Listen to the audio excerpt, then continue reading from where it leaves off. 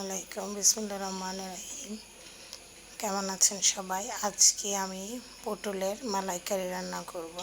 আসলে চিংড়ি মালাইকারিটা আমাদের সবারই খুব পছন্দ, কিন্তু পটলের মালাইকারিটা হয়তো আমরা সবাই নাও খেয়ে থাকতে পারি, তবে এটাও কিন্তু খুব মজার। তা আমি একটা ফ্রাইং প্যানে তেল দিয়ে গরম করে নিয়েছি এবং এর মধ্যে কয়েকটা পটল সামান্য একটু হলুদ এবং লবণ মেখে ভেজে নেব। এই পটলের খোসাটা উপর থেকে আঁচড়ে ফেলে দিতে হবে এবং ছুরি দিয়ে আলতো করে একটু একটু করে কেচে দিতে হবে যাতে ভিতরে মশলাটা ঢুকে। এখন আমি পটলটা ভেজে নিচ্ছি। খুব বেশি কড়া করে ভাজবো না, মিডিয়াম করে ভেজে নিতে হবে।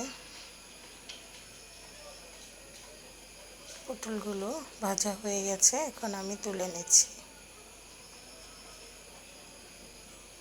এখন আমি যেই তেলে পটল ভেজেছি সেই তেলে আমি মালাইকারিটা রান্না করব। এর মধ্যে আমি দিয়ে দিলাম দারচিনি এবং এলাচ। এটা তেলের মধ্যে কিছুক্ষণ ভেজে সুঘ্রাণ বের করে নিব। এটা ভাজা হয়ে গেলে এর মধ্যে আমি দিয়ে দিলাম পেঁয়াজ বাটা। পেঁয়াজ বাটাটা দিয়ে বেশ কিছুক্ষণ তেলে ফ্রাই করব এবং দিয়ে দিলাম আদা রসুন বাটা। বেশ ভালো করে ফ্রাই করে এটার কাঁচা গন্ধটা দূর করতে হবে। এখন আমি দিয়ে দিব সামান্য একটু পানি।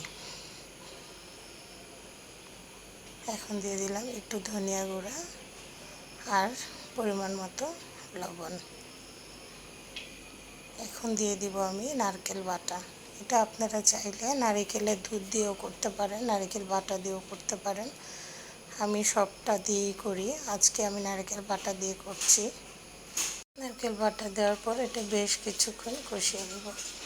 কষানো হয়ে গেছে, এখন আমি দিয়ে দিলাম ভেজে রাখা পটলগুলো। যারা সবজি খেতে পছন্দ করেন তাদের জন্য এটা খুবই একটা ভালো রেসিপি। আর এটা কিন্তু পোলাও দিয়ে খেতে, বিরিয়ানির সাথে কিন্তু অনেক ভালো লাগে। আপনারা বাসায় ট্রাই করে দেখবেন। এখন তো বাজারে প্রচুর পরিমাণে পটল পাওয়া যাচ্ছে, উপকরণ খুবই কম লাগে। এখন আমি পটলটা কষানো হয়ে গেছে, এখন আমি দিয়ে দিলাম একটু পানি, কাঁচামরিচ এবং একটু চিনি।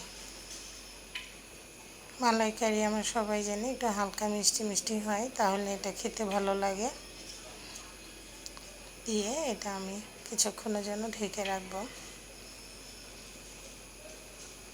এটা ভিতরে পটলটা তো ভাজা হয়েই গেছে 50%, বলক চলে আসছে। যেহেতু নারকেল বাটা দেওয়া, এটা খুব তাড়াতাড়ি গ্রেভি হয়ে যায়। ভালো করে একদম জাল দিয়ে নিচ্ছি যাতে ভিতরে একদম মশলাগুলো ঢুকে যায়। আমার ঝোলটা কিন্তু ঘন হয়ে আসছে। এখন আমি নামিয়ে একটা পাত্রে সার্ভ করে নিলাম। আপনারা বানিয়ে খেয়ে আমাকে জানাবেন কেমন লাগে।